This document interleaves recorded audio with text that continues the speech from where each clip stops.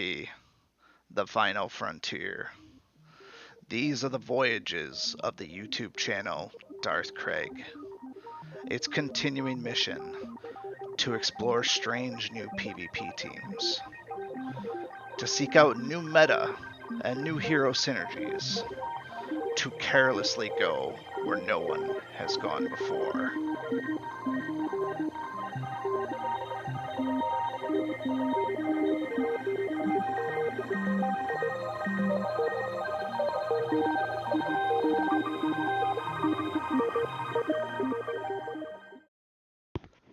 Good afternoon, my dungeon boss brethren, and Taro Dune, and glory to the firstborn. Hope everybody's having a great afternoon today. We're back with another Team Lab Thursday. We are going to lab it up on the Barry Gibbs Talk Show, working on some Gold League just to test out some new synergies, if you will. Today we're going to be focusing on a little dwarf combo that doesn't get used very often. It was a sneaky little one in PvP defense for a while, if you're not paying attention. Gets a lot of the noobs, but ultimately once the teams get built out to the point where they have, Rayla teams and other strong gold teams, it's really insignificant anyways. We're going to try and use it on our end, though. I wager we're going to have some success because, as you can see, I'm at 0 trophies for Gold League. That's just kind of how it goes. So we're looking at more of theory than anything. So consider this theory crafting versus actual climbing the ranks.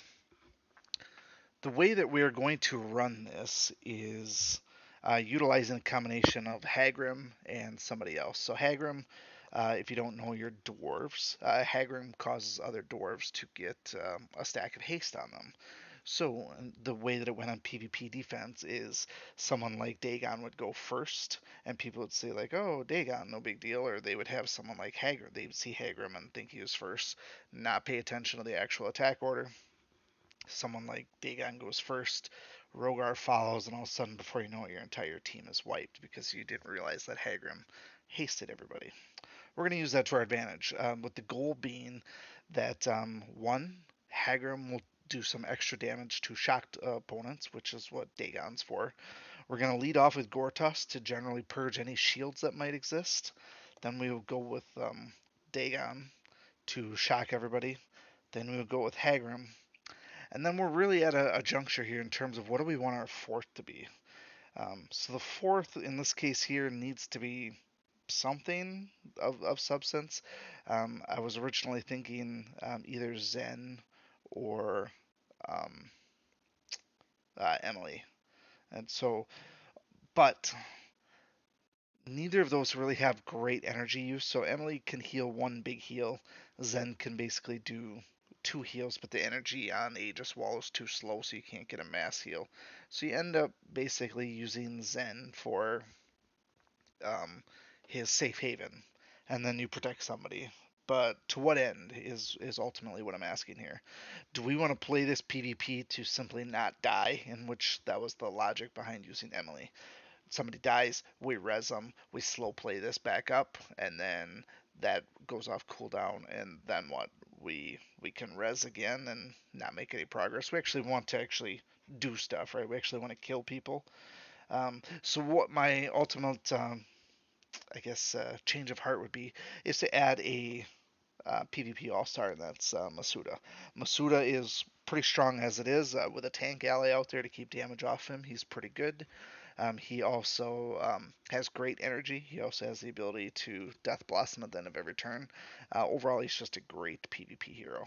Now, this team is likely not going to do well against your Gretos and your Mikos and your Agnons and your Koros teams. It's just not going to. But there might be a hidden gem here in there somewhere. So, like I said, the goal, Gortusk is going to be taunting to start with. He's going to clear any initial bubbles on anybody. Hagrim with a massive, Daegon with a massive AoE. Hagrim to come in and do nerve damage. Both Hagrim and Daegon have pretty good energy usage. And then Masuda is just a wild card. We don't have any heals here, so the name of the game is to do as much damage early as we can. All of these individuals will start out fast, so we'll hop to it. Like I said, it's not going to survive against massive amounts of silence, energy drains from Koros. It's not going to survive against um, Gretel turning people into bunnies. I mean, there's a lot of deficiency here.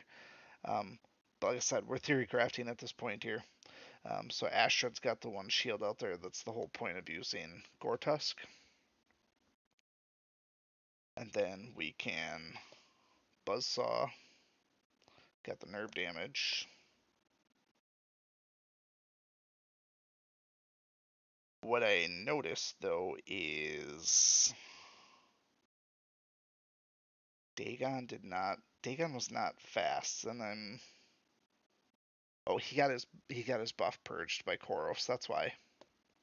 That explains it. So there you go. So we already lost our mechanism right there because of Koros. Um, Fortunately, this is a low level team, so no big deal. Do a couple little quick hits here while everyone's silenced. And then just clean up on these scrubs here, really.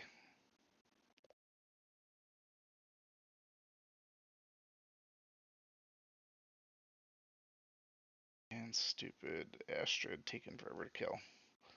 Of course, Astrid would go for a nature hero, right? Cheap shot.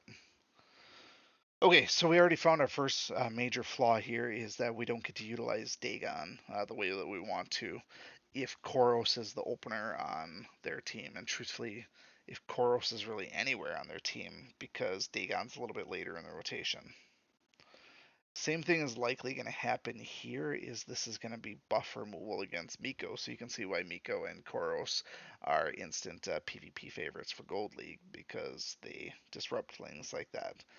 As far as PvP defenders, they are as good as it gets.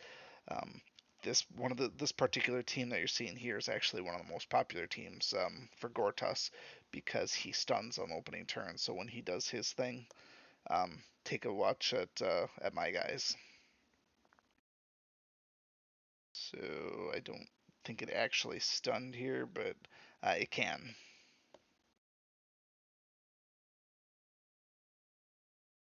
And again, my Dagon does not have his haste anymore.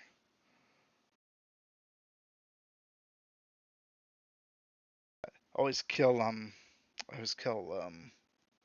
Grognog as fast as possible. His regeneration skill is horrible. You don't want to let that linger even at a lower level like this here. Um, so Masuda's doing his thing. Masuda isn't dying too much. So that's good. I mean, we're at low level, but that's kind of the plan is to keep him alive. Um, really looking to see the tag team between Hagram and Dagon, but truthfully, with the way PvP goes, it's possible those guys might never tandem the way that we want. If every PvP team has Miko and or Koros, it's probably just a wasted effort on our part. We may as well go with something that is your typical first round taunter instead of opening taunter for someone like Gortusk, and then um, focus on just doing regular old abilities then.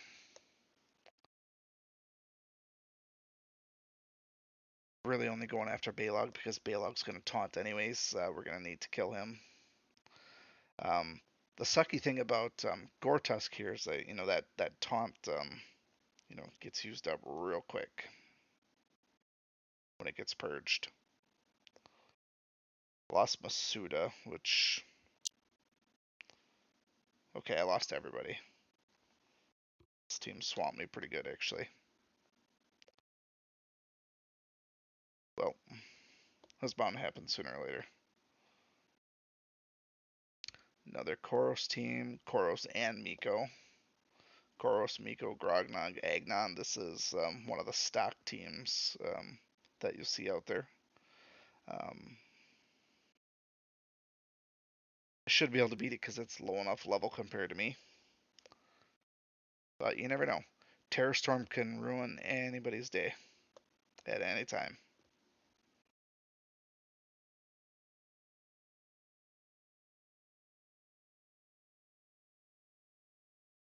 This is going to be one of those instances where the only team that beats Koros teams or Miko teams is other Koros teams and other Mikos teams. We've seen that in PvP before, where the only thing that beats a team is basically the team itself. Just wish we could utilize Daegon better. He's got such a high-powered attack that you know you kind of want to integrate him somewhere. But when you're forced to use certain heroes every single time, the only benefit is that he's not a caster or a healer. Which ultimately, if we would have picked Zen or Emily, we'd have been in that boat where Koros is even worse. Here's the first one that's not a Miko. Actually, if we put Daegon first, Daegon would actually be able to do some damage. Do it just for fun, just because we haven't had it yet. Unless Miko, or not Miko, Meyer does a buff steal, which I think he can do. He should be targeting Gortus, though.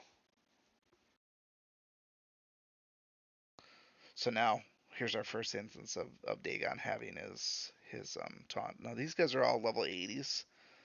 5 stars, 5 stars, 4 stars, and 5 stars. Just want to get a gauge of how much damage this actually does.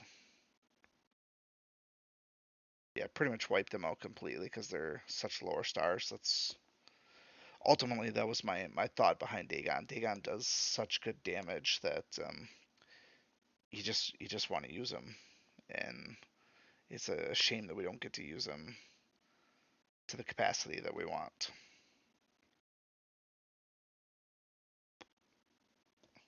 In their, I was thinking that their Archon didn't have that ascension, but he does. So the theory is pretty sound if you can get Daegon to do a fast attack. It would be great if it was like the days of old where Zen was fast, and then maybe you could make him invulnerable, but that's not really a thing anymore. And even if it was, you'd never survive against the opening round Koros here because um, you would lose that ability to get the fast swap, if you will. All right, we'll do one more just for the sake of doing it, but I think the jury is pretty much in at this point here with the sheer volume, even at these low levels, in the lowest of low PvP, everybody has Koros, everybody has Mikos. We only had one raid that didn't have one or both of those, and so um, it's one of those things where, while the theory craft was good, it's not going to be viable long term, especially when you get up to 6 stars full ascension on all of these. When you get Koros and Miko teams combined, and I mean we haven't even seen Gretel yet, um, so it's not likely that we're going to see large amount of success in this. The other thing you got to watch out for though is Agnon teams for sure. Agnon absolutely destroys Daegon too, so um, I thought I was gonna have a shot at this one here, but I think with Masuda dying, I'm gonna be toasted here. My only saving grace is that I still have that taunt. There's Terror Storm, like I told you. Terror Storm can ruin your day, and just like that, we are gonna be out of here like yesterday's news. What a way to end the the video, right? So, if you have any options that you've used Daegon in Gold League. That's what I'd be interested in hearing is how you've utilized him in Gold and actually survived. Maybe it's not a matter of using him to get haste. We ditch Hagram, and then we replace Hagram with somebody else. Probably like our own Miko, our own Koros is the best way to go. Um, when we use someone like Gretel, Gretel's always susceptible to opening around Koros too, so you have to be cautious about that as well. Um, Let me know your thoughts, though. So that's all I got for today.